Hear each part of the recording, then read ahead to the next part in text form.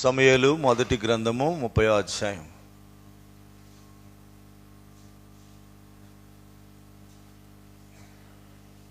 పంతొమ్మిదవ వచనాన్ని మనం అందరం కూడా కలిసి చదువుకుందాం. ఈ సంవత్సరంలో మనకి ఇవ్వబడిన సార్వత్రిక సంఘ వాగ్దానం.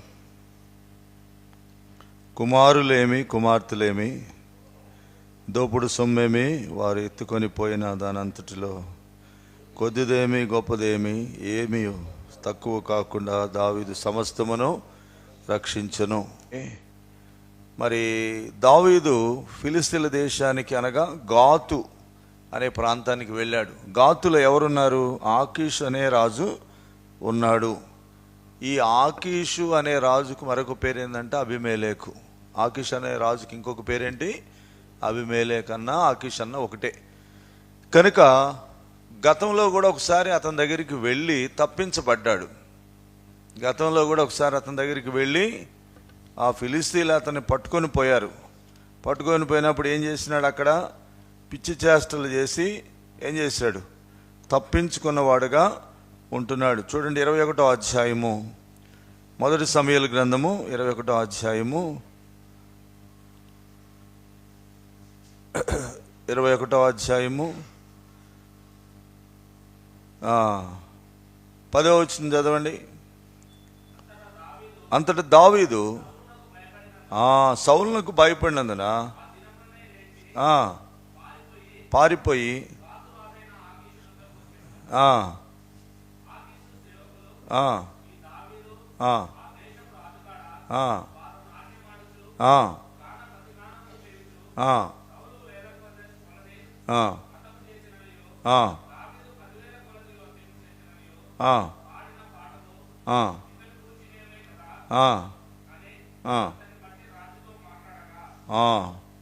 పన్నెండవ వచనం. ఈ మాటలు ఉంచుకొని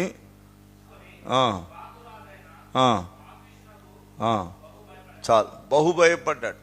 అసలు ఎందుకు వెళ్ళాడంటే అక్కడ కూడా 10వ వచనంలో ఏమనుంది? దావీదు సౌలునకు భయపడినందున ఆ దినముననే లేచి పారిపోయి గాతు రాజైన ఆకీషు నొద్దకు వచ్చాను. 34వ కీర్తనలో ఆ పైన చిన్న అక్షరాలతో రాయబడుతుంది కదా, దావీదు అబీమెలెకు అనే రాజు దగ్గర పిచ్చి చేష్టలు చేసినప్పుడు దేవుడు తప్పించినప్పుడు రాసిన ఆ కీర్తన. అది 34వ కీర్తన. ఆ అబీమెలెకు అంటే కూడా ఈయననే. అబీమెలెకు అన్న ఆకీషు అన్న కూడా ఒకటే. మొత్తానికి సౌలుకు భయపడి ఎక్కడికి వెళ్ళాడు? ఆకీషు దగ్గరికి వెళ్ళాడు. అక్కడికి వెళ్ళిన తర్వాత వాళ్ళు ఏం చేసినారు? అయ్యా, ఈ దావీదు సామాన్యుడు కాదు, దావీదు గురించి ఏమని పాటలు పాడారు? సౌలు 1000 కొలది, దావీదు 10,000 కొలది శత్రువులను హతం చేశారని పాడింది ఇతని గురించే కదా అని ఈ మాటలు, ఆకీషుతో చెప్పిన మాటలు దావీదు విని ఏం చేసినాడంట? ఆకీషునకు బహు భయపడ్డాడు. అంటే ఇంక అయిపోయింది, నన్ను అరెస్ట్ చేసేస్తారు, నన్ను చంపేస్తారు, ఇంక నేను అయిపోయింది అనుకున్నాడు.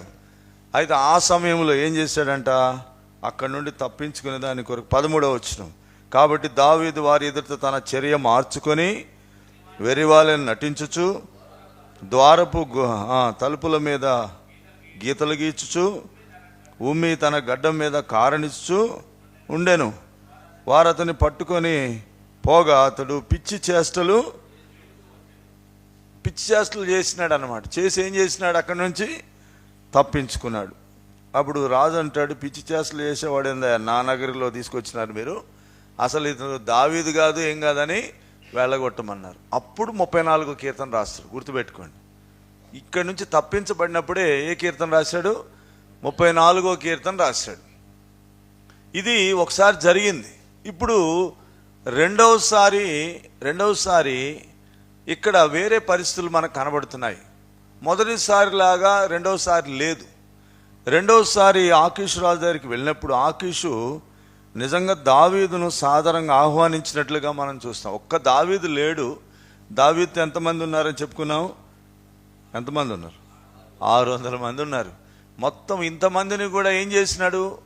ఆకీషు ప్రేమతో ఆహ్వానించిన వాడుగా ఉంటున్నాడు. సరే వెళ్ళిన తర్వాత అతడు అక్కడ ఏం చేశాడు, అక్కడ రాయబడింది, అయ్యా నేను నీ సముఖంలో ఉండలేను కానీ నాకు ఈ గాతుకు వెలుపల నాకు ఒక భాగాన్ని ఇస్తే నేను నా జనులు అక్కడ నివసిస్తామని అడుగుతూ వచ్చినాడు. ఇక్కడ మీకు 3 విషయాలు ఈ దినాన మీకు జ్ఞాపకం చేయాలని కోరుతున్నాను. వాటిలో మొదటిది ఏంటంటే, తన దేవుణ్ణి చూచేదానికి బదులు మనుషులను చూచినాడు. మొదటిదేంటి? దావీదు చేసిన పొరపాటు ఇక్కడ మనం గమనించవచ్చు. తన దేవుణ్ణి చూడాల్సిన వాడు ఎవరిని చూసినాడు?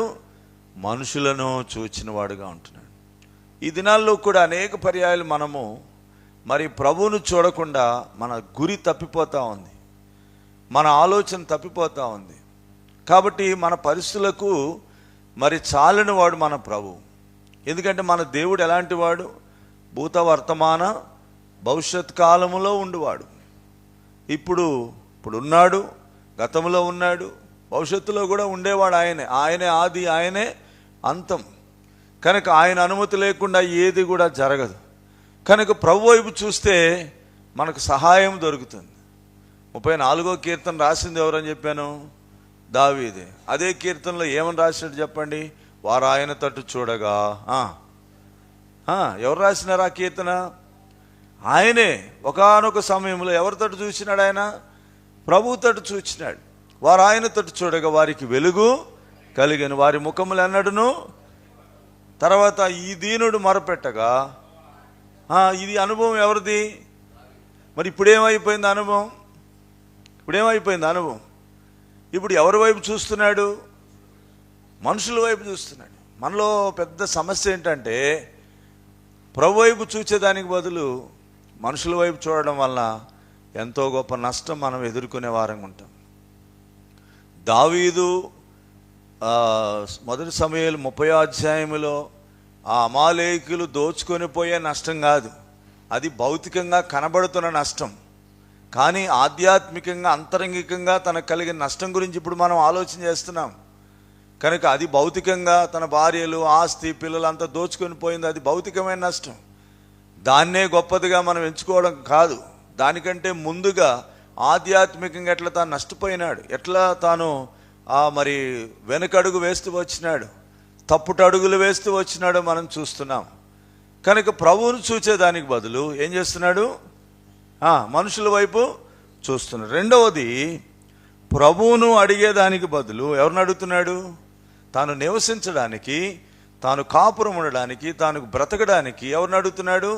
మనుషులను అడుగుతున్నాడు. చూడండి ఏమని అడిగాడో చదవండి దయచేసి. 27వ అధ్యాయము 5వ వచనం.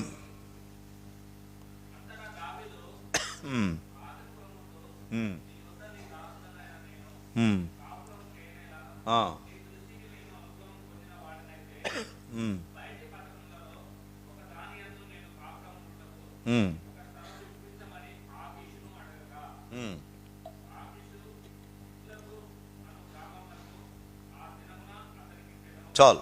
ఇక్కడ ఎవరిని అడుగుతున్నాడు? ఎవరిని అడగాల్సిన వాడు? ఈ దీనుడు యెహోవాకు మొరపెట్టగా అన్న వ్యక్తే ఇప్పుడు ఎవరికి మొరపెడుతున్నాడు? ఎవరికండి?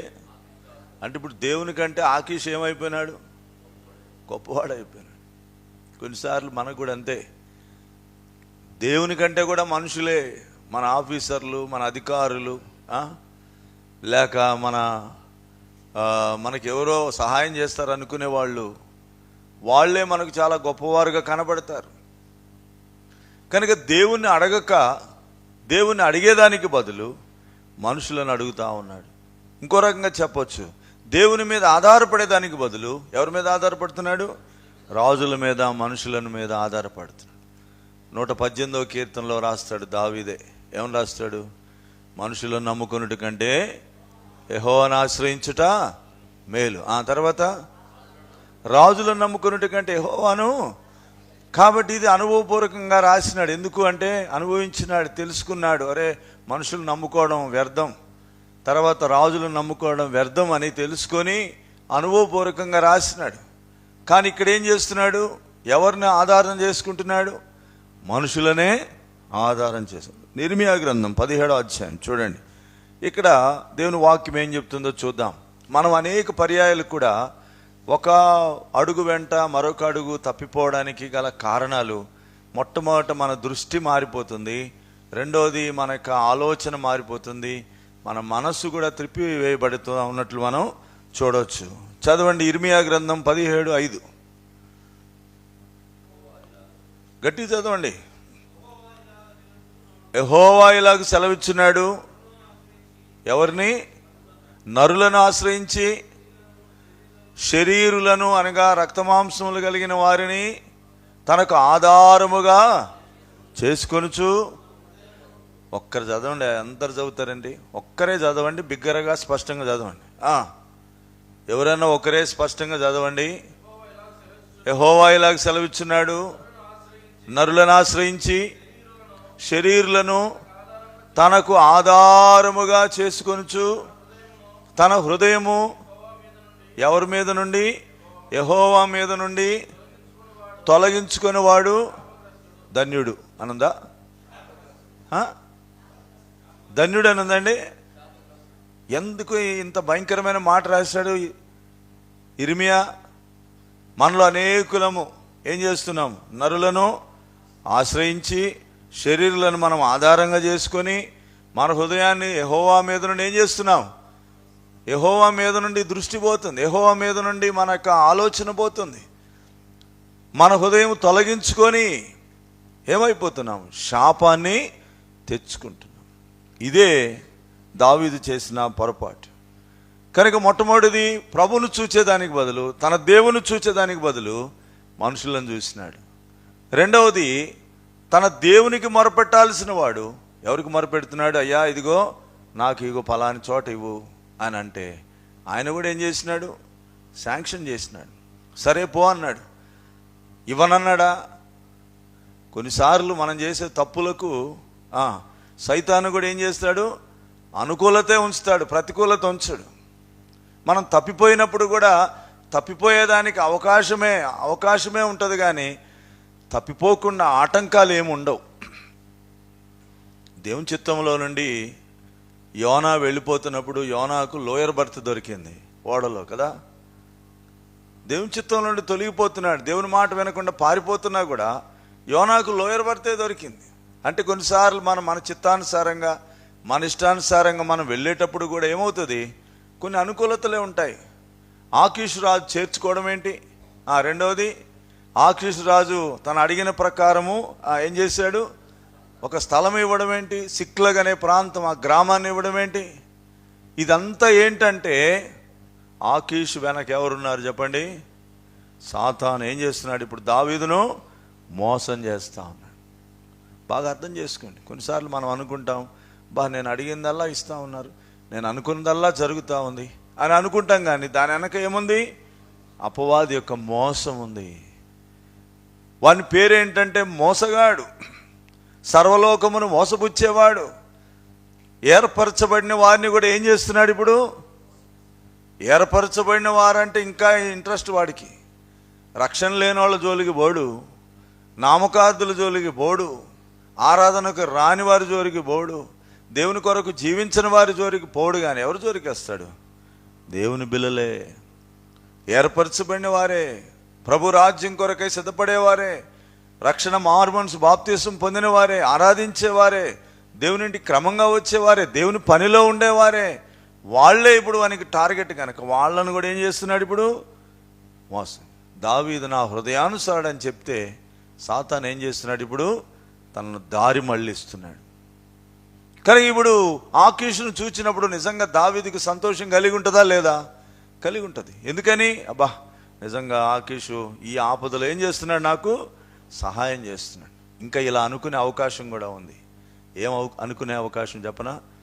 సౌలు రాజు కంటే ఆకీషే బెటర్ అని అనిపించే అవకాశం ఉంది. సౌలు దుర్మార్గుడు, సౌలు నన్ను తరుముతా ఉన్నాడు, సౌలు నన్ను ద్వేషిస్తూ ఉన్నాడు, సౌలు నా మీద పగబడతా ఉన్నాడు, సౌలు వల్ల నేను నెమ్మది లేకుండా తిరిగినాను. అరే సౌలు కంటే వీడు అన్యుడైనా కూడా మనం చెప్పండి, రక్షణ లేనోడే మంచోడు బ్రదర్, రక్షణ ఉన్నోడు కానీ అంటాం కదా కొన్నిసార్లు. అదే అన్నమాట గ్రహింపు. ఇది తెలియని మోసం. శత్రువు వెనకుండి మోసం చేస్తూ ఉన్నాడు. ఆకీషు వెనక ఎవరున్నారు? సాతాను ఉన్నాడు. అది దావీదుకి తెలిసిందా? తెలియదు. మనం కూడా అనేక పర్యాయాలు ఏమనుకుంటామంటే, బా ఈయన చాలా మంచోడండి, మా బాస్ చాలా మంచోడండి, నేను అడగగానే లీవ్ ఇస్తాడండి. మరి తప్పిపోవడానికి లేక దేవుని చిత్తంలో తొలగిపోవడానికి అవకాశాలు ఇచ్చేవాడు సాతాను ఏజెంటా లేకపోతే దేవుని ఏజెంటా? సాతాను ఏజెంటే. తప్పిపోవడానికి సహాయపడేవాడు సాతాను సహకారి. అయితే మనకు అర్థం కాదు. ఆ సమయానికి ఆ పరిస్థితి వెళ్ళిపోవాలి, ఆ గండం గట్టెక్కాలి. కాబట్టి ఇప్పుడు అతను ఏం చేయాలి? నాకు సహాయకుడుగా ఉండాలి. మొదటిది, ప్రభువును చూడకుండా మనుషులను చూసినాడు. రెండవది, ప్రభువుకు ప్రార్థన చేయకుండా ఎవరికి ప్రార్థన చేస్తున్నాడు? మనుషులకు. ఆకీషు రాజుకు మొరపెడుతున్నాడు. బైబిల్ చెప్తుంది, రాజులను నమ్ముకున్నట్టు కంటే యెహోవాను ఆశ్రయించటం మేలు. రాజుల యొక్క ఆలోచనలు దేవుడు ఏం చేస్తాడు? తల్లక్రిందులు చేస్తాడు. కనుక రాజులను నమ్ముకొనడం కాదు, రాజులను ఆశ్రయించడం కాదు. ఎవరైనా కూడా, రాజులు కానీ, అధికారులు కానీ, మంత్రులు కానీ, ముఖ్యమంత్రులు కానీ, ప్రధానమంత్రులు కానీ, ఎవరైనా మనుషులందరూ నరమాత్రులే. కనుక నరమాత్రుల యొక్క సహాయం వ్యర్థం. 60వ కీర్తన చూడండి. 60వ కీర్తన, ఇది కూడా బహుశా దావీదు రాసిన కీర్తన అనుకుంటాను. 60వ కీర్తన 11వ వచనం చదవండి. 60వ కీర్తన 11. మనుషుల సహాయము ఏంటంట? వ్యర్థము. చాలు, మనుషుల సహాయము వ్యర్థం. మరి మనుషుల మీద ఆధారపడడం లేదా? మనుషుల్ని అడగడం లేదా? మనుషుల మీద దృష్టి నిలపడం లేదా? ఇదే మనం చేసే పొరపాటు. కనుక అంచెలంచెలుగా దావీదు ఎలాగ తప్పిపోయాడో మనం చూస్తున్నాం. ఇప్పుడు రండి, తర్వాత ఇంకా ఏం చేశాడో మనం చదివిన భాగంలో మనం చూస్తాం. ఇప్పుడు దావీదు అక్కడ ఎంతకాలం ఉన్నాడో అది కూడా రాయబడింది. ఎంతకాలం ఉన్నాడంట? 7వ వచనం. దావీదు ఫిలిస్తీన్ల దేశంలో కాపురం ఉండిన కాలమంతయు 1 సంవత్సరము 4 నెలలు. అంటే 1 సంవత్సరంన్నర ఉన్నాడు దాదాపుగా. దాదాపు 16 నెలలు ఉన్నాడు కదా. 16 నెలలు అంటే తక్కువ కాలం ఏం కాదు. ఈ 16 నెలల్లో ఎంతగా ఆత్మీయంగా దిగజారిపోయాడో అంతగా దిగజారిపోయాడు. ఎవరు? దావీదు. దేవుని హృదయానుసారుడు, దేవుని చేత ఎన్నుకొనబడినవాడు, అభిషేకించబడినవాడు, దేవుడు కోరుకొనినవాడు. ఇక్కడ చూస్తే దాదాపు 1 సంవత్సరం 4 నెలలు అక్కడ ఉన్నాడు. ఇప్పుడు ఏం జరిగింది? 8 నుండి మనం 12 వరకు చదవగలిగితే చెప్పా పెట్టకుండా ఏం చేస్తున్నాడు తెలుసా? తనతో ఉన్న ప్రజలతో కలిసి యుద్ధానికి బయలుదేరుతున్నాడు. యుద్ధం మీద ఆసక్తి కలిగిన వాడుగా ఉంటున్నాడు. కాబట్టి తన సొంత ఇష్టమును నెరవేర్చుకునేవాడుగా ఉంటున్నాడు. ఎందుకో తెలుసా? ఇలాంటి పని ఎందుకు చేస్తున్నాడంటే, ఈ వ్యక్తి తన రాజుకు సంతోషాన్ని కలిగించేదాని కొరకు. ఇది ఎవరికి అనుకూలమైన కార్యము? ఆకీషుకు అనుకూలమైన కార్యం.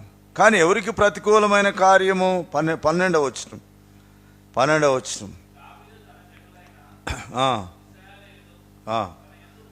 తన యందు బొత్తిగా అసహ్యపడినట్లు. చాలు. ఇక్కడ ఏం చూస్తున్నామంటే, దేవుని ప్రజలకు, దేవునికేమో అసహ్యం కలిగించే కార్యం చేస్తున్నాడు. ఈ అసహ్యమైన కార్యం చేస్తూ ఏం చేయాలనుకున్నాడు? ఆ రాజును మాత్రము సంతోషపెట్టాలి. దావీదు నిజంగా శబాష్. ఎందుకంటే దావీదు ఇక్కడున్నా కూడా నా పక్షంగానే ఉన్నాడు, ఇశ్రాయేలుతోనే పోరాడుతున్నాడు, వాళ్ళ మీద యుద్ధం చేస్తూ ఉన్నాడు, తన సొంత వాళ్ళైనా వాళ్ళకు విరోధంగానే ప్రవర్తిస్తున్నాడని. మరి రాజుకు సంతోషాన్ని కలిగించే దాని కొరకు, లేక రాజుకు అనుకూలంగా ఉండేదాని కొరకు, రాజుకు సదాదాసులై ఉండేదాని కొరకు ఇప్పుడు ఇశ్రాయేళ్ల దేవునికి అసహ్యుడైపోయినాడు. ఇది తాను చేసిన కార్యం. దీన్ని మూడవదిగా మనం ఇలా చెప్పుకోవచ్చు. ఏంటంటే, దేవుణ్ణి సంతోషపెట్టేదానికి బదులు ఎవరిని సంతోషపెడుతున్నాడు? ఇప్పుడు మనుషులను సంతోషపెడుతున్నాడు. మొదటిది, దేవుని చూచేదానికి బదులు మనుషులను చూస్తున్నాడు. రెండవది, దేవునికి మొరపెట్టేదానికి బదులు మనుషులకు మొరపెడుతున్నాడు. మూడవది, దేవుణ్ణి సంతోషపెట్టేదానికి బదులు ఎవరిని సంతోషపెడుతున్నాడు? మనుషులను సంతోషపెడతా ఉన్నాడు. ఎంత భయంకరమైన పరిస్థితి అంటే, తన జీవితము అసహ్యంగా ఉంది. ఎవరికి? తన జనులైన ఇశ్రాయేలులకు అసహ్యంగా ఉంది. దావీదేంది ఇశ్రాయేలుకు విరోధంగా యుద్ధం చేయడం ఏంటి? దావీదేంది మరి ప్రజలను హతమార్చడం? దావీదేంది ఇలా చేయడు? ఒకప్పుడు దావీదు ఇశ్రాయేలు పక్షంగా ఉన్నవాడు, ఇప్పుడు ఇశ్రాయేలుకి ఏమవుతున్నాడు? శత్రువుగా మారాడు, విరోధిగా మారాడు. ఈరోజు సాతాను చేసే పని అదే. మీకు ఈ దినాల్లో కొన్ని విషయాలు తెలుసు కదా. ఈ దినాల్లో కొంతమంది క్రైస్తవత్వాన్ని వ్యతిరేకిస్తూ ఉన్నారు. క్రైస్తవత్వాన్ని వ్యతిరేకించే వాళ్ళు ఎవరు? మునుపు ఎవరు వాళ్ళు? వాళ్ళు ఎవరు చెప్పండి? వాళ్ళు కూడా క్రైస్తవులే. వాళ్ళు గర్వాపసి పేరిట ఏం చేసినారు? క్రైస్తవత్వానికి స్వస్తి చెప్పి వేరే మతంలో కలుసుకొని ఇప్పుడు క్రైస్తవత్వాన్ని ఏం చేస్తున్నారు? విమర్శిస్తూ ఉన్నారు, బైబిల్ని విమర్శిస్తూ ఉన్నారు. ఇప్పుడు శత్రువు పని ఏంటంటే, శత్రువుకి ఎవరు కావాలా? దేవుని పిల్లలే కావాలి. దేవుని పిల్లలను దేవుని పిల్లలకు విరోధంగా మార్చడం ఎవరి పనిది? మన వేలు చేతనే మన కంటిని పొడుస్తాడు. ఎవరు? సాతాను. గుర్తుపెట్టుకోండి, మన వేలు చేతనే మన కంటిని పొడిచే పని చేపిస్తాడు. కనుక ఎందుకు ఇలాగ జరుగుతూ ఉంది? ఒక ఆయన అన్నాడు, గొడ్డలి నరికేటప్పుడంట గొడ్డల్ని చెట్టు అడుగుతుందంట. ఏమని?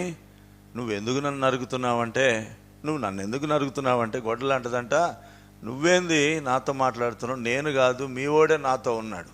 ఎవడు వాడు? గొడ్డలు అంటుందంట. గొడ్డలనేమో రాను చెట్టు అడుగుతుందంట. ఏమని? చెట్టు అడుగుతుంది, ఏంది నువ్వు నన్ను నరుకుతున్నావు, నన్ను ఇంత బాధ పెడుతున్నావు అంటే, మరి మీ వాడు లేకపోతే నేను నిన్ను నరుకుతానా? ఎవడు మీ వాడు? ఎవడు? కర్ర. కర్ర ఎక్కడుంది? గొడ్డల్లోనే ఉంది. కర్ర ఈ చెట్టు రెండు ఒకే జాతి కదా. ఈరోజు జరుగుతున్న మోసం అదే ప్రియులారా. ఈరోజు ఏందయ్యా పరిస్థితి అంటే, అన్యులు మనకు శత్రువులుగా లేరు, లోకస్తులు మనకు శత్రువులుగా లేరు. మనకు మనమే ఏమైపోతున్నాం? మనకు మనమే విరోధం. ఎవరికి వాళ్ళమే ఏం చేస్తున్నామంటే తెలియకుండానే ఒకరికి విరోధంగా ఒకరు రేపబడుతున్నాం. ఇప్పుడు ఇశ్రాయేలులు ఎవరు? దేవుని చేత ఎన్నుకొనబడిన వారు, దేవుని చేత ఏర్పరచబడిన వారు, విమోచించబడిన ప్రజలు, పాలు తేనెలు ప్రవహించే దేశానికి ఆ ఐగుప్తులో నుండి అద్భుత కార్యాలు చేసి నడిపించబడిన ప్రజలు. ఆ ప్రజల పక్షంగా పోరాడిన దావీదు ఆ ప్రజలను నిందిస్తూ ఉంటే, దూషిస్తూ ఉంటే అది తట్టుకోలేక రోషముతో ఫిలిస్తీయుడైన గోలియాతును చంపిన దావీదు ఇప్పుడు ఏం చేసినాడు? ఇశ్రాయేలుకు విరోధంగా పనులు చేస్తున్నాడు. జ్ఞాపకం పెట్టుకోండి, ఈరోజు నువ్వు నీ సహోదరునికి విరోధంగా చేస్తున్నావు అంటే తెలియకుండా సాతాను నిన్ను వాడుకుంటున్నాడు. కాబట్టి నా జీవితంలో మనం గురితెరగాలి. ఇశ్రాయేలుకు అసహ్యమైన కార్యం చేస్తున్నాడు. ఎందుకో తెలుసా? ఎవరిని సంతోషపెట్టాలని? ఎవరిని? అన్యుడైన రాజును. ఒక మనిషిని సంతోషపెట్టడానికి, ఒక రాజును సంతోషపెట్టడానికి, ఆ రాజు దగ్గర సర్వకాలం ఉండడానికి ఏం చేస్తున్నాడు? ఇక్కడ దేవుని ప్రజలకు విరోధంగా, దేవునికి విరోధమైన కార్యాలు చేస్తూ ఉన్నాడు. ఈ మధ్యాహ్న కాల సమయంలో కొన్ని విషయాలు ఈ సందర్భంగా మీకు జ్ఞాపకం చేయాలని కోరుతున్నాను. రండి, అపోస్తల కార్యములో దావీదు ఎట్లాంటి పనులు చేసినాడు అనేది ఇక్కడ మనం చూద్దాం. అపోస్తల కార్యములు 12వ అధ్యాయం మొదటి 3 వచనాలు తీసిన వారు స్పష్టంగా చదవండి. అపోస్తల కార్యములు 12వ అధ్యాయము మొదటి 3 వచనాలు. దాదాపు అదే కాలమందు రాజు అయిన హేరోదు సంఘపు వారిలో బాధ పెట్టుటకు బలత్కారముగా పట్టుకొని యాకోబును ఖడ్గముతో చంపించెను. ఇది యూదులకు ఇష్టమైన కార్యము అని తెలుసుకొని పేతురును కూడా పట్టుకొని, ఇక్కడ ఆగండి, ఇంకా ఇక్కడ ఏమని రాయబడింది? ఎవరి గురించి రాయబడింది? ఇక్కడ హేరోదు గురించి రాయబడింది. దావీదు గురించా? మీరు ఎక్కడున్నారో నాకు అర్థం కావట్లేదు. దావీదు దగ్గర నుంచి మళ్ళీ మనం అపోస్తల కార్యంకి వచ్చినాం. మళ్ళీ దావీదు దగ్గరికి వస్తాం అనుకోండి, ఇక్కడ హేరోదు అనే ఒక అన్యుడైన రాజు, బైబిల్ గ్రంథంలో హేరోదు అనేవాళ్ళు చాలామంది ఉన్నారు. ఇప్పుడు ఇక్కడున్న హేరోదు యేసు ప్రభు కాలం హేరోదు ఒకడు కాదు, ఆయన వేరు ఈయన వేరు. కనుక ఆ హేరోదు అనే ఆ మాట మరి ఏమంటారు, ప్రధానమంత్రి ముఖ్యమంత్రి లాగానే హేరోదు అనే మాట వచ్చింది, కానీ వాళ్ళ పేర్లు వేరే ఉన్నాయి. కనుక ఈ హేరోదు అనే ఈ వంశానికి చెందిన వారు, ఈ హేరోదు జాతికి చెందిన వారు ఎవరైతే ఉంటున్నారో వీళ్ళు ఎప్పుడు కూడా దేవుని ప్రజలకు ఎలా ఉంటున్నారు, శత్రువులుగా ఉంటున్నారు. సరే, ఇప్పుడు ఈ వ్యక్తి ఏం చేశాడంట, ఆ దినాల్లో దేవుని ప్రజలను బాధించినాడు. ఇంకా ఏం చేశాడు, యోహాను కుమారుడైన యాకోబును ఖడ్గముతో చంపించినాడు. కాబట్టి ఎందుకంత డేర్ చేసినాడు ఈ వ్యక్తి అంటే కారణం ఏంటంటే ఆయనకు సపోర్ట్ ఉంది. ఎవరు సపోర్ట్ ఉన్నారు? యూదుల సపోర్ట్ ఉంది. మీరు చేయండి, ఏం పర్వాలేదు, మేము వెనక ఉన్నామని అన్నారు. కనుక ఇప్పుడు యాకోబును ఖడ్గంతో చంపించిన తర్వాత ఇంకా ఏం చేశాడని ఉంది అక్కడ. ఆ మాట గమనించండి, ఏమనుందో. ఇంతమంది చదివితే అట్లా ఒక్కరు చదవాలి కదా, చదవండి తేటగా. ఇది యూదులకు ఇష్టమైన కార్యమని తెలుసుకొని పేతురును కూడా ఏం చేసినాడు, పట్టుకొని బంధించినాడు. బాగా అర్థం చేసుకోండి, ఒక అన్యుడైన రాజుకు ఏమర్థమైంది, యూదులకు ఇష్టమైన కార్యం ఏంటంటే క్రైస్తవులను బాధించడం.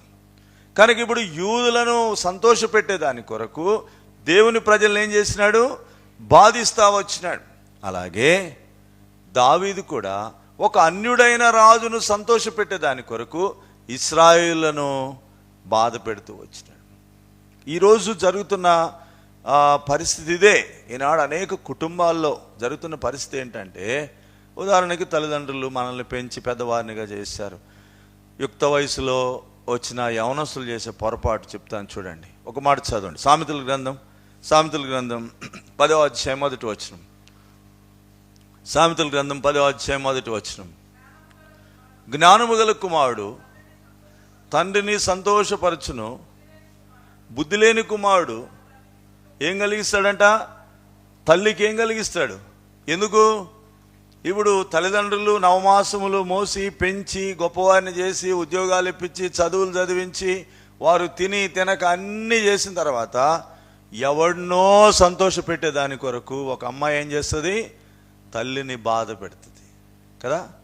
ఎవరినో పోరంబోకోడిని సంతోష పెట్టేదాని కొరకు ఎక్కడో వాడు ఏమైపోయింది ఈనాడు ప్రేమ పేరట ఈ భయంకరమైన ఈ లవ్ అఫైర్స్ ఎలా అయిపోయినాయి అంటే, వాడెవన్నో సంతోష పెట్టేదాని కొరకు ఒక యవనస్తురాలు తల్లిని ఏం చేస్తుంది, బాధ పెడతా ఉంటుంది. అలాగే ఒక యవనస్తుడు ఎవరినో ఒక మరి సరైన గ్రహింపు లేకుండా ఈ దురాశకు గురైపోయి ఎమోషనల్గా గురైపోయి ఒక అమ్మాయిని సంతోష పెట్టేదాని కొరకు తల్లిదండ్రులకు ఏం కలిగిస్తూ ఉన్నారు, దుఃఖం కలిగిస్తాం. బాగా అర్థం చేసుకో, ఈ రోజుల్లో జరుగుతున్నది అదే. కాబట్టి ఎవరినో సంతోష పెట్టడమా లేకపోతే ఎవరిని సంతోష పెట్టాలో అనే వివేచన కలిగి ఉండడం అవసరమా? ఇక్కడ అంటాడు, జ్ఞానము గల కుమారుడు తండ్రిని సంతోష పెడతాడు. జ్ఞానం లేనివాడు ఏం చేస్తాడు? తనను పెంచింది ఎవరు, పోషించింది ఎవరు, గొప్పవాణ్ణి చేసింది, ఈరోజు నీ ఉనికి ఉన్నదంటే దానికి కారణం ఎవరు? ఆ వ్యక్తిని, ఆ కుటుంబాన్ని, ఆ తల్లిదండ్రులను ఏం చేస్తారు, అవమానానికి గురి చేసి ఇబ్బంది పాలు చేసి వారికి బీపీలు షుగర్లు రకరకాల హార్ట్ ప్రాబ్లమ్స్ వచ్చేటట్లుగా చేసి ఎవరినో సంతోష పెట్టేదాని కొరకు వీళ్ళు కుటుంబాన్ని పాడు చేస్తూ ఉంటారు. ఈరోజు జరుగుతుంది అదే. దేవుని పిల్లలమైన మనం జాగ్రత్త పడదాం. మనం ఎవరిని సంతోష పెట్టాలి? పరలోకపు తండ్రిని సంతోష పెట్టాలి, పరలోకమందున్న దేవుని సంతోష పెట్టాలి. కనుక అది మనం చేయకుండా ఎవరినో లోకస్తులను సంతోషపెట్టేదాన్ని, మనుషులను సంతోషపెట్టేదాని కొరకు దేవునికి దేవుని ప్రజలకు విరోధంగా చేసే కార్యాలు మనం చేయకుండా జాగ్రత్త పడాలి. శత్రువు తెలియకుండానే ఏం చేస్తున్నాడు, నిన్ను మోసం చేస్తూ ఉన్నాడు. శత్రువు తెలియకుండానే నీవు కీడు చేసే వ్యక్తిగా నిన్ను వాడుకుంటున్నాడు. నీకు తెలియకుండానే నీ వారికి, నీ ప్రజలకే లేక నీ దేవునికే నష్టము అవమానం తెచ్చే వ్యక్తిగా శత్రువు నిన్ను వాడుకుంటున్నాడు. ఆకీషు వెనక ఉన్నది ఎవరు? సాతాను. బాగా అర్థం చేసుకోండి. ఆకీషు ఒక రాజు, ఒక సామాన్యమైన రాజు, కానీ ఆయన వెనక ఇంకొక రాజు ఉన్నాడు, వాడు భయంకరుడు, వాడే శత్రువు సాతాను. ఇప్పుడు ఈ వ్యక్తి ఏం చేస్తున్నాడంటే ఆకీషును సంతోషపెట్టేదాని కొరకై ఇశ్రాయేలు ప్రజలకు అసహ్యమైన కార్యాలు చేస్తూ ఉన్నాడు. ఇక్కడ హేరోదు కూడా ఏం చేశాడంట? యూదులకు సంతోషం కలిగించే కార్యము ఏంటది? దేవుని ప్రజలను బాధించడం. పేతురును కూడా ఏం చేశాడంట? చెరసాల్లో. ఇది యూదులకు ఎలాంటి కార్యం అంట? ఇష్టమైన కార్యం. అంటే యూదుల యొక్క వీక్నెస్ గుర్తెరిగి, యూదుల యొక్క ఆలోచన గుర్తెరిగి దేవునికి విరోధమైన కార్యాలు చేస్తూ వచ్చినాడు. నిజంగా అతని చరిత్ర 12వ అధ్యాయంలోనే అయిపోయింది. ఎవరు చరిత్ర? ఇట్లాంటి కార్యం చేసిన వాని చరిత్ర 12వ అధ్యాయం చివరికి వచ్చే వరకు పురుగులు పడి చనిపోయాడని రాయబడింది. కనుక జ్ఞాపకం పెట్టుకోండి, దేవునికి విరోధంగా పోరాడే వారి చరిత్ర ఏమవుతుంది? ముగించబడుతుంది. మనం దేవునికి విరోధంగా, దైవ చిత్తానికి విరోధంగా ఎప్పుడు కూడా పోకూడదు అనేది ప్రభు జ్ఞాపకం చేస్తున్నాడు. ఇంకొక వ్యక్తి కూడా ఉన్నాడు చూడండి. ఇదే అపోస్తల కార్యములు 24వ అధ్యాయం 24-27 చదవండి. 24వ అధ్యాయం 27వ వచనం. 2 సంవత్సరములైన తర్వాత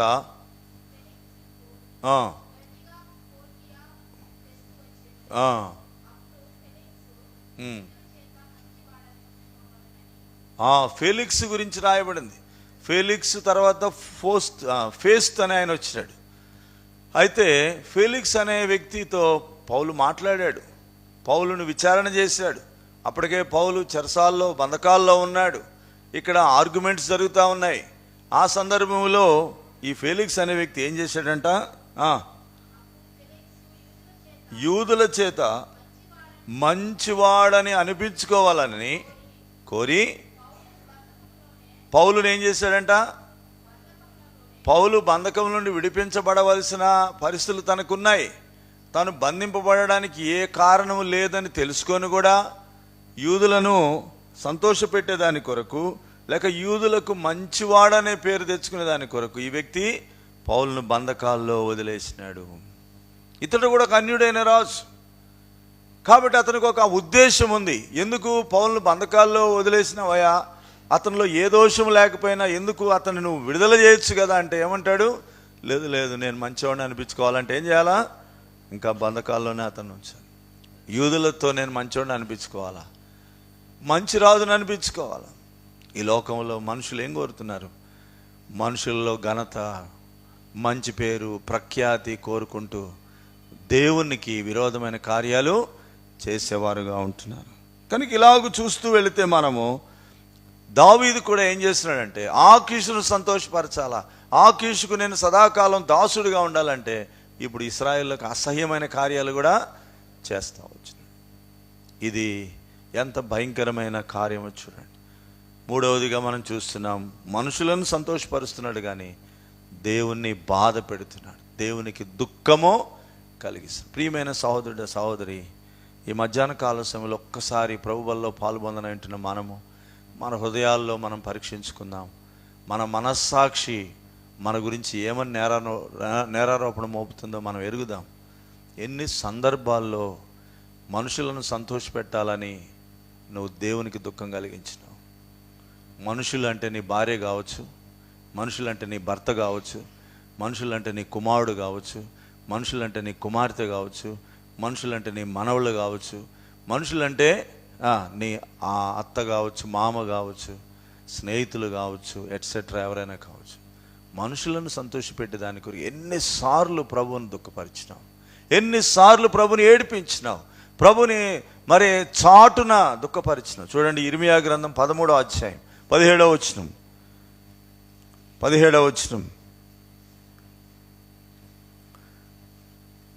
ఇర్మియా గ్రంథం 13వ అధ్యాయం 17వ వచనం. అయినను మీరు ఆ మాట విననొల్లని ఎడల మీ గర్వమును బట్టి, ఎవరంటున్నారు ఈ మాట? జీవముగల దేవుడు అంటున్నాడు. ఏమని? మీరు ఆ మాట విననొల్లని ఎడల మీ గర్వమును బట్టి. నేను చాటున. ఎందుకు దేవుడు చాటున ఏడుస్తాడు? చాటును ఎందుకు ఏడుస్తాడు చెప్పండి? చాటును ఎందుకు ఏడుస్తాడు? బహిరంగంగా ఏడిస్తే ఏమవుతుంది? అవమానం. నీ గురించి బహిరంగంగా ఏడిస్తే అవమానం గనుక ఆయన చాటున. ఈ రోజుల్లో ఎంతమంది వారి పిల్లలను బట్టి తల్లిదండ్రులు ఏడుస్తున్నారు చాటున. వారి కుమారులను బట్టి, వారి కుమార్తెలను బట్టి ఎంత ఏడుస్తున్నారు, ఎంత దుఃఖపడుతున్నారు. కొంతమంది వారి భర్తలను బట్టి ఎంత చాటును ఏడుస్తూ, కొంతమంది వారి భార్యలను బట్టి ఏడుస్తూ ఉన్నారు. బహిరంగంగా ఏడవరు. బహిరంగంగా ఏడిస్తే ఎందుకు ఏడుస్తున్నావు అని అంటారు కదా. ఇక్కడ దేవుడు కూడా చూడండి, మన గర్వమును బట్టి, మన అసహ్యమైన కార్యాలను బట్టి, దేవునికి విరోధంగా చేసే పనులను బట్టి, మన సొంత చిత్తాన్ని నెరవేర్చుకునే దాన్ని బట్టి, మన సొంత ఆలోచన నెరవేర్చుకునే దాన్ని బట్టి, దేవుని మీద ఆధారపడకుండా, దేవుని వైపు చూడకుండా, దేవుణ్ణి అడగకుండా, దేవుని మీద ఆధారపడకుండా, దేవుణ్ణి సంతోషపెట్టేదానికి బదులు మనుషులను సంతోషపెడుతూ దేవుని ఏం చేస్తున్నారు? చాటున ఏడిపిస్తున్నారు. ఎన్నిసార్లు నువ్వు ఏడిపించావు? ఎన్నిసార్లు దుఃఖపరిచావు? అది నీకు తెలుసు, దేవుని తెలుసు. కనుక ఇక్కడ రాయబడింది, వారికి ఉన్న గర్వమును బట్టి నేను చాటున ఏడ్చుదును. ఇంకొక మాట 78వ కీర్తన 40. 78వ కీర్తన 40వ వచనం. 78వ కీర్తన 40వ వచనం. 78వ కీర్తన 40వ వచనం. అరణ్యమున ఎన్ని మార్లు తిరగబడి, ఎడారి యందు ఆయనను ఎన్ని మారులో. ఎవరి గురించి చెప్పబడింది ఇది? ఇశ్రాయేలు ప్రజలు. ఎన్ని మారులో, ఎన్నిసార్లు ఏం కలిగించినారంట? ఏం చేసినారు వాళ్ళు? తిరగబడ్డారు, దుఃఖపరిచినారు. ఎన్నిసార్లు? ఒకసారి ఆలోచన చేయి. నీ జీవితంలో ఎన్నిసార్లు దేవుని దుఃఖపరిచినావో, ఎన్నిసార్లు ఏడిపించినావో అది నీకు తెలుసు, దేవునికి తెలుసు. దావీదు గురించి చెప్పుకొని దావీదు ఇట్ట అయిపోయాడు, అట్ట అయిపోయాడు అనుకోవడం కాదు. మన విషయం చూసుకుందాం. మన పరిస్థితులు ఏంటో ఆలోచన చేద్దాం. ప్రభు వైపు చూడకుండా మనుషుల వైపు చూశాడు. ప్రభువుని అడగకుండా మనుషుల్ని అడిగాడు. మూడవది, ప్రభువును సంతోషపెట్టకుండా మనుషులను సంతోషపెట్టాడు. ఇట్లా చేసి ఎన్ని పర్యాయాలు మనము ప్రభువును దుఃఖపరిచినాం, ఏడిపించినాం. ఎన్ని పర్యాయాలు మనకు ఆయనకు ఆయాసం కలిగించినాం, ఎన్ని పర్యాయాలు సంతాపం పుట్టించినాం. అయ్యో, ఈ కుమారుడు నాకు లేకపోతే బాగుండు. చూడండి, ఒక కుమారుడు తప్పిపోయినప్పుడు, ఒక కుమార్తె తప్పిపోయినప్పుడు ఏమంటారు? అరే, వీడు పుట్టకపోతే ఎంతో బాగుండు, వీడు లేకపోతే బాగుండు, వీడి వల్ల నాకు అవమానం, నింద, తిరస్కారం. అందుకే దేవుని వాక్యం రాయబడింది, ఎవరైతే కన్నారో వాళ్ళకు అవమానం వస్తుంది, కానీ వాడికేం రాదు. నిన్ను బట్టి, నన్ను బట్టి దేవునికి అవమానం. బైబిల్లో రాయబడి, మిమ్మల్ని బట్టి నా నామం అన్ని జనుల మధ్య దూషించబడతాం. ఆలోచన చేసావా? నీ తీర్మానాలు, నీ ఆలోచనలు, నీ మార్గాలు ఎన్నో పర్యాయాలు ప్రభువును విసిగించిన వాడవుగా, ప్రభువును ఆయాస పెట్టిన వాడవుగా, ప్రభువుకు దుఃఖము కలిగించిన వాడవుగా ఉన్నావు. ఎన్ని మారులో దుఃఖపెట్టిరి. ఎన్ని మారులు అంటే కౌంట్లెస్ అన్నమాట. ఇన్నిసార్లు కాదు, ఎన్ని మారులో. ఆలోచన చేయి ప్రియమైన సహోదరుడా. ఎందుకు ఇదంతా అంటే, నువ్వు ప్రభువును చూడక మనుషులను చూస్తూ ఉన్నావు. ప్రభువును అడగకుండా మనుషులను అడుగుతున్నావు. మూడవది, ప్రభువును సంతోషపెట్టే దానికి బదులు ఏం చేస్తున్నావు? మనుషులను సంతోషపెట్టి లోకములో నా కాలం వెళ్ళబుచ్చుకోవాలని అనుకుంటున్నావు.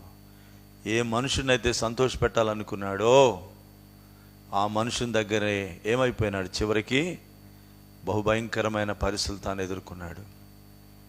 కాబట్టి ఇక్కడ మనం కొన్ని మాటలు చెప్పుకొని ముగిద్దాం. పౌలు తన అనుభవంలో కొన్ని మాటలు రాస్తాడు. రండి దయచేసి గలతీ పత్రిక 1వ అధ్యాయం, గలతీ పత్రిక 1వ అధ్యాయం 10వ వచనం చదవండి. ఇప్పుడు నేను మనుషుల దయను సంపాదించుకొన చూచున్నానా? దేవుని దయను సంపాదించుకొన చూచుచున్నానా? నేను మనుషులను సంతోషపెట్టువాడనైతే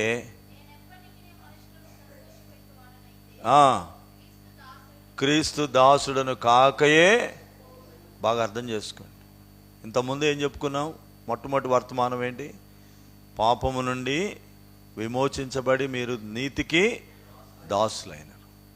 కాబట్టి నీతి కంటే ప్రభువుకు దాసులమైన, ఒకప్పుడు పాపమునకు, సాతానుకు, అపవాదికి, లోకానికి అన్నిటికీ దాసులంగా ఉన్న మనల్ని ప్రభు విమోచించినాడు. ఒక క్రొత్త యజమానుడిని మనం కలిగి ఉన్నాం. ఈ క్రొత్త యజమానుడు మనల్ని విమోచించినాడు, మన కొరకు ప్రాణం పెట్టాడు, మన కొరకు క్రయం చెల్లించినాడు. ఇప్పుడు ఎవరికి దాసులం మనం? ప్రభువుకు దాసులం, దేవునికి దాసులం. అంటే దేవుని దాసులు అంటే ఏంది? దేవుని మాట విని దేవుని చిత్తాన్ని జరిగించడం. కనుక దాసుడు అంటే ఏంది? యజమానుని యొక్క ఇష్టం ఎరిగి యజమానుని యొక్క ఇష్టమును నెరవేర్చేవాడు దాసుడు. కనుక ఇప్పుడు మనం ప్రభు దాసులం అంటే అర్థమైంది, ప్రభు చిత్తం ఎరిగి ప్రభువును సంతోషపెట్టే వారంగా ఉండాలి. పౌలు అంటున్నాడు కదా, నేను మనుషులను సంతోషపెట్టేవాడనైతే, నేను మనుషులను సంతోషపెట్టేవాడినైతే నేను ప్రభువుకి ఏం గాను? దాసును కాను. గుర్తుపెట్టుకోండి, ఈరోజు మనం ఎవరు దాసులం? ఎవరికి దాసులంగా మనం ఉన్నాం? ప్రభు మనల్ని అన్నిటి నుండి విడిపించి స్వతంత్రులుగా చేశాడు, అన్ని రకాల దాస్యాల నుండి విడిపించినాడు. సంతోషంగా ప్రభువును సేవించేవారినిగా చేసినాడు, సంతోషంగా ప్రభు మాట వినేవారినిగా చేసినాడు, ఆయన చిత్తం నెరవేర్చేవారినిగా చేసినాడు. అయితే ఎన్ని సందర్భాల్లో మనుషులను సంతోషపెడతా ఉన్నాం, మనుషులకు దాసులమైపోతా ఉన్నాం. మనుషులకు దాసులే కాదు, దాసులు అయిపోతున్నారు. ఎందుకు? కారణం ఏంటంటే ఈ మనిషి లేకపోతే నాకు కాదు. ఒక ఎగ్జాంపుల్ చెప్తా చూడండి. అబ్రహాము దేవుని చిత్తం లేకుండా ఏం చేశాడు? కరువు వచ్చినప్పుడు ఎక్కడికి వెళ్ళాడు? ఐగుప్తు వెళ్తాడు. ఐగుప్తుకి వెళ్ళేటప్పుడు ఏం జరిగిందో తెలుసా? ఆ మార్గంలోనే ఒక మాట చెప్తాడు. ఏమని? అమ్మా, నువ్వేమో బాగా అందగత్తెవు, సౌందర్యవంతురాలవు, అక్కడున్న రాజు ఏమో దుర్మార్గుడు, నీ అందం చూసి ఏం చేస్తాడు? నిన్ను తీసుకొని పోయి నన్నేమో చంపుతాడు అని ఒక మాట అంటాడు. నీ వలన నాకు మేలు కలుగుటకు నువ్వేం చేయాలా? ఏమని చెప్పాలంట? నువ్వు నా సహోదరి అని చెప్పాలి, భార్య అని చెప్పొద్దు. అక్కడేమంటున్నాడు? ఎవరి మీద ఆధారపడుతున్నాడు? ఇంత పెద్ద అబ్రహాము ఒక మనిషి మీద ఆధారపడుతున్నాడు. గుర్తుపెట్టుకోండి. ఏమంటున్నాడు? నీ వల్ల నాకు మేలు కలగాలి కాబట్టి నువ్వేం చేయాలా? అబద్ధం చెప్పాలి. ఈ రోజుల్లో ఎన్ని సందర్భాల్లో మనం మనుషుల మీద ఆధారపడుతున్నాం, అబద్ధాల మీద ఆధారపడుతున్నాం, అసత్యాల మీద ఆధారపడుతున్నాం, కాని వాటి మీద ఆధారపడుతున్నాం. కనుక అబ్రహాము ఏం పొందాడు? చివరికి సిగ్గు, అవమానంతో అక్కడి నుండి వెళ్ళగొట్టబడ్డాడు. అక్కడ తాను ఏమి సంపాదించుకున్నాడో దాంతో కూడా వెళ్ళగొట్టబడ్డాడు. ఇంకా చెప్పాలంటే అక్కడికి పోయినాకనే అసలైన తంటా వచ్చింది. ఏంటి? అక్కడి నుండి ఎవరు వచ్చారు? హాగర్ అనే ఆమె ఎవరు? ఎక్కడి నుంచి వచ్చింది? ఐగుప్తు నుండే వచ్చింది. ఆ తంట ఇప్పటికి కూడా తీరడం లేదు, ఆ సమస్య ఇప్పటికి కూడా అది సరి కావడం లేదు. జ్ఞాపకం పెట్టుకోండి, మనం చేసే పొరపాటు మనతోనే పోదు, మన తరతరాలు కూడా అలాగుండే అవకాశము ఉన్నది. కనుక దేవుని చిత్తంలో ఉండడం ఎంత గొప్ప దాన్ని. అందుకు ఒక ఆయన అన్నాడు, ఇలాగ ప్రార్థన చేస్తాడు, దేవా నీవు ఎక్కడికి నన్ను పంపిస్తే నేను అక్కడ ఉంటాను, నీ చిత్తం యొక్క కేంద్రములోనే నేను ఉంటాను, కానీ నా ఇష్టాన్ని నేను ఎప్పుడూ నెరవేర్చుకోను. ఎప్పుడైనా గుర్తుపెట్టుకోండి, మన ఇష్టం ఎప్పుడైతే నెరవేర్చుకోవాలనుకుంటామో దానివలన వచ్చేది దుఃఖము, బాధ, చేదు, విచారం ఇవన్నీ వస్తాయి. దావీదు కూడా తప్పిపోవడానికి కారణము తన సొంత చిత్తమును ఆధారం చేసుకుని దేవుని దగ్గర విచారణ చేయకుండా, దేవుని వైపు చూడకుండా మరి కలవరపడ్డాడు, విశ్వాసం కోల్పోయాడు, తప్పిపోయాడు. ఇప్పుడు ఎలాంటి పరిస్థితి వచ్చిందంటే ఇశ్రాయేలుకు అసహ్యుడైపోయినాడు, అసహ్యపడేటట్లుగా చేస్తూ వచ్చినాడు. చదవండి దయచేసి ఆ వచనం, 1 సమూయేలు గ్రంథం 27:12. 27:12.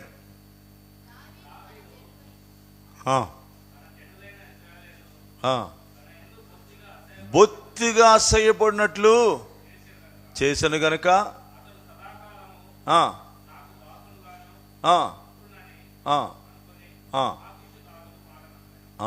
చూసారండి. ఇప్పుడు ఆకీషును సంతోషపెట్టే దాని కొరకై ఆకీషును తన ఉద్దేశంలో కలిగి ఇశ్రాయేలుకు అసహ్యం, బొత్తిగా అసహ్యం కలిగించే కార్యాలు చేసినాడు. ఈరోజు జ్ఞాపకం పెట్టుకో, నీవు ఎవరికి సంతోషం కలిగిస్తున్నావు, ఎవరికి దుఃఖం కలిగిస్తున్నావు? ఎవరికి సంతోషం కలిగించాలా? నీ అందు నమ్మిక ఉంచి, లేక నీకు రక్షణ కలిగించి నిన్ను తన కుమారునిగా చేసుకొని, కుమార్తెగా చేసుకొని, నీ కొరకు తన ప్రాణం అర్పించిన నీ ప్రభువుకు సంతోషం కలిగించాలి. కానీ ఎవరి కొరకో సంతోషం కలిగించే దాని కొరకు ప్రభువును దుఃఖపరచకూడదు. అందుకే పౌలు అంటున్నాడు కదా, ఏమని? నేను మనుషులను సంతోషపెట్టేవాడిని అయితే నేను ప్రభువుకు దాసుడను కానే కాను. జ్ఞాపకం పెట్టుకోండి, ఈరోజు మనం ఎవరిని సంతోషపెడుతున్నాం? ఎవరిని సంతోషపెట్టే వారంగా ఉంటున్నాం? మన యొక్క గోల్ ఏంటి? మన గమ్యం ఏంటి? మన ఆలోచన ఏంటి? మన ఉద్దేశాలేంటి? ఈ లోకంలో నేను ఒక్క వ్యక్తినే సంతోషపెట్టాలనే గురితో మనం బ్రతుకుతున్నామా? లేక ప్రభు దుఃఖపడినా పర్లేదు, ప్రభు ఏడ్చినా పర్లేదు, ప్రభు ఏమనుకున్నా పర్లేదు, నా సంతోషం నాకు కావాలి, లేక వాళ్ళ సంతోషం కొరకు నేను ఏమైనా చేస్తానని ముందుకు వెళ్ళి వెళ్ళి వెళ్ళి వెళ్ళి ఈ సంతోషం కాస్త ఎలా మారిపోయిందంటే దావీదు జీవితంలో చేదుగా మారిపోయింది, దుఃఖంగా మారింది. మీరు చదవండి 30వ అధ్యాయంలో వాళ్ళను సంతోషపెట్టేదాని కొరకు, ఆ రాజును సంతోషపెట్టేదాని కొరకు వెళ్ళిన దావీదుకు మిగిలింది ఏందో తెలుసా? ఏం మిగిలింది చూడండి. 30వ అధ్యాయం 4వ వచనం.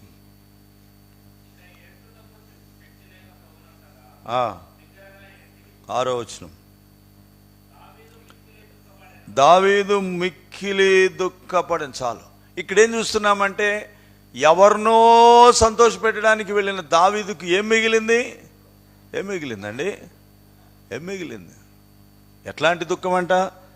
దావీదు మిక్కిలి మిక్కిలి దుఃఖపడెను. 4వ వచనం. ఇక ఏడ్చుటకు శక్తి లేకపోవునంతగా బిగ్గరగా ఏడ్చిరి. ఇంకా నీ ఏడుపుని ఎవరు ఆపలేరు, నీ దుఃఖాన్ని ఎవరు కూడా ఆదరించలేరు, నిన్ను ఓదార్చే వాళ్ళు ఎవరు లేరు. అంత భయంకరమైన చేదైన అనుభవం గుండా వెళ్ళాల్సి వస్తుంది. ఎందుకో తెలుసా? ఆరంభం ఎట్లుంటుందంటే దేవుని చిత్తానికి భిన్నంగా మనం చేసేటప్పుడు, దేవుణ్ణి సంతోషపెట్టకుండా ఎవరినో సంతోషపెట్టే కార్యాలు మనం చేసేటప్పుడు, నిజంగా నేను చాలా మంచి పని చేశాను అనుకుంటాం. మనం అనుకుంటాం వాళ్ళని సంతోషపెట్టాను, అదే నా గోల్, అదే నా గమ్యం, అదే నా ఆలోచన, ప్రభువును కొంత పక్కన పెట్టేద్దాం కొంతకాలం అని అనుకోవచ్చు. కానీ అది రాను రాను ఈ సంవత్సరము 4 నెలల్లో చివరికి తనకు దొరికింది ఏందయ్యా అంటే మిక్కిలి దుఃఖం. జ్ఞాపకం పెట్టుకోండి, మనుషుడు ఏం విత్తుతాడో ఆ పంటనే కోసుకుంటాడు. ఏం విత్తాడు ఇక్కడ? ఇప్పుడు దావీదు ఏం విత్తాడు ఇక్కడ? ఏం విత్తాడు? పాపమా? ఏం విత్తాడు? దేవుణ్ణి దుఃఖపెట్టే విత్తనం విత్తాడు ఇక్కడ. ఏం విత్తాడండి? దేవుణ్ణి దుఃఖపెట్టే పని చేశాడు గనక దేవుడు దాన్ని మళ్ళీ ఏం చేసినాడు? దాని ఫలితాన్ని చూపించినాడు. మనలో అనేకులం కూడా అదే చేస్తాం. ఏం చేస్తాం? పర్వాలేదు, వాళ్ళని సంతోషపెడితే చాలు, వీళ్ళని సంతోషపెడితే చాలు, ఈ మనుషుని సంతోషపెడితే చాలు, ఈ వ్యక్తిని సంతోషపెడితే చాలు అనుకొని ప్రభువును చాటును ఏడిపిస్తాము, ప్రభువుకు సంతాపం కలిగిస్తాము, దుఃఖము అనే విత్తనాన్ని విత్తుతాం. ఇది పండి ఏమవుతుందంటే చివరికి ఏ పంట వస్తుంది? మిక్కిలి దుఃఖముగా మారిపోతుంది. ఇది జ్ఞాపకం పెట్టుకోండి. అందుచేతనే పరిశుద్ధాత్మ దేవుడు యుగాంతమందున్న మనకు బుద్ధి కలగడానికి ఈ సంగతులను రాసిపెట్టాడు. మనం కూడా తప్పుకోవాలని కాదు, మనం కూడా జారిపోవాలని కాదు, మనం కూడా దావీదు వల్ల ఇలాగూ వెళ్ళిపోవాలని కాదు. క్రైస్తవ జీవితంలో ఇప్పటికే నువ్వు ఈ పొరపాట్లు చేసి ఉండొచ్చు, ఇప్పటికే నువ్వు తప్పిపోయి ఉండొచ్చు, ఇప్పటికే ప్రభువును బాహటంగా ఏడ్పించి ఉండొచ్చు, దుఃఖపెట్టి ఉండొచ్చు, అనేక పర్యాలు ఆయనకు సంతాపం కలిగి ఉండొచ్చు. ఇప్పుడైనా కళ్ళు తెరుచుకొని ఏం చేయాలా? ప్రభువా, ఇక మీద నేను అలా చేయనయ్యా, ఇప్పటికే నేను వెళ్ళిన మార్గము సరైంది కాదు. వెళతాము, మనకిష్టమైన మార్గంలో వెళ్తాము. చూడండి, రోడ్డు మీద మనం వెళ్ళాల్సిన మార్గంలో వెళ్ళకుండా ఏం చేస్తాము? ముందుకు వెళ్ళిపోతే ఏం చేయాలి? అట్లానే వెళ్ళిపోవాలా? అట్లానే వెళ్ళిపోయి నష్టపోవాలా? కాదు, మళ్ళా యూటర్న్ తీసుకోవాలా? అక్కడి నుండి తిరిగి మళ్ళా ఎక్కడైతే తప్పిపోయావో అక్కడికి రావాలా? అప్పుడు దేవుడు నిన్ను కనికరిస్తాడు. ఈరోజు నేను కూడా చేయాల్సింది అదే. ప్రభువుకి ఎంత దుఃఖం కలిగించినా, ఎంత ఆయాస పెట్టినా కూడా నీలో నిజమైన పశ్చాత్తాపం ఉంటే, నిజమైన గ్రహింపు ఉంటే, అయ్యో నేను చేయరాని కార్యం చేసినాను, వెళ్ళకూడని చోటికి వెళ్ళాను, ఆయనను సంతోషపెట్టకుండా నేను ఎవరినో సంతోషపెట్టాను, నన్ను నేను సంతోషపెట్టుకున్నాను. ప్రభువా నన్ను కనికరించు, క్షమించు, నిజంగా యథార్థంగా ఒప్పుకొని ప్రభు వైపు తిరిగితే ఆయన తప్పకుండా ఏం చేస్తాడండి? జాలి పడతాడు, క్షమిస్తాడు. తిరిగి మనల్ని ఏం చేస్తాడు? సంపాదించుకునే వారినిగా లేక సమకూర్చేవాడుగా ఆయన ఉంటాడు. యెషయా గ్రంథం 55 1-2 వచనాలు చదువుకొని మనం ప్రభు వలలో పాలు పొందాం. యెషయా గ్రంథము 55వ అధ్యాయం 55వ అధ్యాయము 55వ అధ్యాయము 7వ వచనం. భక్తిహీనులు తమ మార్గములను విడవలను, దుష్టులు తమ తలంపులను మానవలను. వారు యెహోవా వైపు తిరిగిన యెడల ఆయన వారి యందు జాలిపడును. వారు మన దేవుని వైపు తిరిగిన యెడల ఆయన బహుగా. ఇప్పుడు నువ్వు చేయాల్సిందేంది? తప్పిపోయిన నీవు దేవుని వైపు తిరగాల. లోకం వైపు తిరిగావు, మనుషుల వైపు తిరిగావు, పాపం వైపు తిరిగావు. నీ స్వచిత్తం నెరవేర్చుకోవడానికి ఎటంటే తిరిగిన నీవు యూటర్న్ తీసుకొని ఎవరి వైపు తిరగాల? దేవుని వైపు తిరుగు. ఇంకో చోట అంటే మళ్ళుకో, దేవుని వైపు మళ్ళుకో, దేవుని వైపు త్రిప్పబడు. ఎంతకాలం త్రిప్పబడకుండా ఉంటావు? ఎంతకాలం కఠినత్వం కలిగి ఉంటావు? ఎంతకాలం అతిశయం కలిగి ఉంటావు? అందుకే అన్నాడు, వాడి గర్వమును బట్టి గర్వమే ఏం చేస్తుంది అంటే లోబడకుండా చేస్తుంది. కఠినత్వము లోబడకుండా చేస్తుంది. మూర్ఖత్వం కూడా లోబడకుండా చేస్తుంది. ఓ మాట అంటాడు, మూర్ఖుణ్ణి రోట్లో వేసి దంచినా కానీ వాడి మూఢత్వము కొన్నిసార్లు అంత మూర్ఖత్వం నష్టం అయిపోయేంత వరకు మూర్ఖత్వంలోనికి వెళ్తూ ఉంటావు. ప్రభు అంటాడు, నువ్వు ఆయన వైపు నువ్వు ఆయన వైపు తిరిగితే గనక ఆయన జాలి పడతాడు. ఆయన వైపు తిరిగితే బహుగా క్షమిస్తాడు. ఎందుకో తెలుసా? 8వ వచనం చూడండి. 8వ వచనం అందరం చదువుదాం. నా తలంపులు మీ తలంపుల వంటివి కావు, మీ త్రోవలు నా త్రోవల వంటివి కావు, ఇదే యెహోవాకు. 9 తర్వాత కూడా చదవండి. ఆకాశములు భూమికి ఎంత ఎత్తుగా ఉన్నవో మీ మార్గముల కంటే నా మార్గములు, మీ తలంపుల కంటే నా తలంపులు అంత ఎత్తుగా ఉన్నవి. మనమంతా భూ సంబంధమైన వాళ్ళం కదా. ఒక మాట అంటారు, పెంట మీద కోడి, ఆ పెంటే ప్రపంచం, దానికి బావిలో ఉన్న కప్పకి బావే ప్రపంచం. మన తలంపులు ఎంతసేపటికి ఎలా ఉంటాయి? నల్లగొండ చుట్టే ఉంటాయి. నల్గొండలో కూడా ఒక కాలనీ చుట్టే ఉంటాయి, మన ఇంటి చుట్టే ఉంటాయి. మన ఆలోచనలు అలాగుంటాయి, మన తలంపులు అలాగుంటాయి, మన మార్గాలు మనం ఏర్పాటు చేసుకున్న మార్గాలు అలా. కానీ దేవుని మార్గాలు అలాంటివి కావు, దేవుని తలంపులు అలాంటివి కావు. దేవుని ఆలోచనలు ఎంతో గంభీరంగా ఉన్న నీ విషయంలో దేవుడు నిన్ను అత్యున్నతమైన స్థానంలో ఉంచాలనుకుంటున్నావు. ఆయన అనుకుంటున్నాడు నువ్వేమో ఇంకా భూ సంబంధమైన వ్యక్తిగానే ఉంటావు. అదే నీ జీవితంలో జరుగుతున్న నష్టం. కనుక ఇప్పుడైనా పశ్చాత్తాపడి ఆయన వైపు మళ్ళుకుంటే, ఆయన వైపు తిరిగితే ఆయన క్షమిస్తాడు, జాలి పడతాడు, తిరిగి నిన్ను సమకూరుస్తాడు. నష్టము ఎక్కువ జరగాల్సిన పని లేదండి. జ్ఞాపకం పెట్టుకో, నష్టము ఎక్కువ జరగాల్సిన పని లేదు. జరిగిన నష్టం చాలు అనుకుంటే వాడే బుద్ధిమంతుడు కదమ్మా. ఏమనుకోవాలా? ఇప్పటికే జరిగిన నష్టం ఇక చాలు అనుకోవడం జ్ఞానమా? లేకపోతే జరిగే కాడికి జరుగుతుందంటే ఇది మూర్ఖత్వం, మూఢత్వం, అవివేకం, అజ్ఞానం, బుద్ధిహీనత. దేవుని పిల్లలమైన మనము, దేవుని వాక్యము మనకు జ్ఞానం కలిగిస్తూ ఉంది. దేవుని వాక్యం మనల్ని బుద్ధి చెప్తా ఉంది, సరి చేస్తూ ఉంది. మన ఆత్మీయ జీవితాలు సరి చేసుకొని ఈ సంవత్సర ఆరంభంలో ప్రభు వైపు తిరుగుదాం. మన కొరకు ఆయన సిద్ధపరిచిన మార్గాలు చాలా గొప్పవి, మన కొరకు ఆయన కలిగిన తలంపులు చాలా గొప్పవి. ఈ లోకంలో నీ తల్లిదండ్రుల కంటే, నీ స్నేహితుల కంటే, నీ బంధువుల కంటే, నీ రక్త సంబంధుల కంటే, అందరికంటే కూడా గొప్ప తలంపులు కలిగిన దేవుడు నీకున్నాడు. ఆ దేవుని వదిలేసి నీ సొంత తలంపులతో వెళుతున్నావా? ఇప్పుడైనా ఆయన వైపు మళ్ళుకో. ప్రభు నిన్ను క్షమిస్తాడు, కనికరిస్తాడు. అలాగే మనల్ని మనం సరి చేసుకొని యోగ్యంగా ప్రభు శరీరంలో, ప్రభు రక్తంలో మనం పాలు పొందాం. దయచేసి మోకరించండి. కొన్ని క్షణాలు మనల్ని మనమే ప్రభు సన్నిధిలో పరీక్షించుకుందాం. ఎవరు లేవద్దు, కళ్ళు తెరిచి చూడొద్దు. కొన్ని నిమిషాలండి, దయచేసి అందరు కళ్ళు మూసుకోండి. రక్షణ పొందినా రక్షణ పొందకపోయినా ఈరోజు నీ మార్గం ఏంటి, నీ తలంపులు ఏంటి, నీ ఆలోచనలు ఏంటి, నువ్వు వెళుతున్న విధానం ఏంటి? నువ్వు ఎవరిని చూస్తూ ఉన్నావు? ప్రభుని చూస్తున్నావా, మనుషులను చూస్తున్నావా? ప్రభుని అడుగుతున్నావా, మనుషులను అడుగుతున్నావా? ప్రభుని సంతోషపెడుతున్నావా, మనుషులను సంతోషపెడుతున్నావా? ఈరోజు నీ జీవితము ఇంత దుర్భరంగా అవడానికి కారణం, నిస్సారమైన స్థితిలో ఉండడానికి కారణం, సారము లేని వ్యక్తిగా ఎంతో దుఃఖముతో, వేదనతో, చేదుతో, బాధతో నీ జీవితాన్ని గడుపుతున్నానికి కారణం ఒకసారి ఆలోచించేయి. ఎటువంటి విత్తనాలను విత్తుతూ ఉన్నావో అవే విత్తనాలను కోసుకుంటా ఉన్నావు, అదే పంట కోసుకుంటా ఉన్నావు. కనుక ప్రభు దగ్గరికి ఇప్పుడైనా ఆయన వైపు మళ్ళుకుంటే, యూటర్న్ తీసుకొని తిరిగి, ప్రభువా నేను వెళ్ళిన మార్గం సరైంది కాదు, నేను చేసిన కార్యం సరైంది కాదు, ప్రభువా నన్ను కనికరించి నన్ను సమకూర్చు, దావీదు సమస్తమును సంపాదించుకున్నట్లుగా నేను కూడా సంపాదించుకోవాలి ప్రభువా, ఇప్పటికే నేను నష్టపోయాను ప్రభువా, ఇక మీదట ఇంకా ఎక్కువ నష్టపోకున్నట్లు ప్రభువా నన్ను కనికరించమని అడిగితే ప్రభు తప్పకుండా సహాయపడతాడు.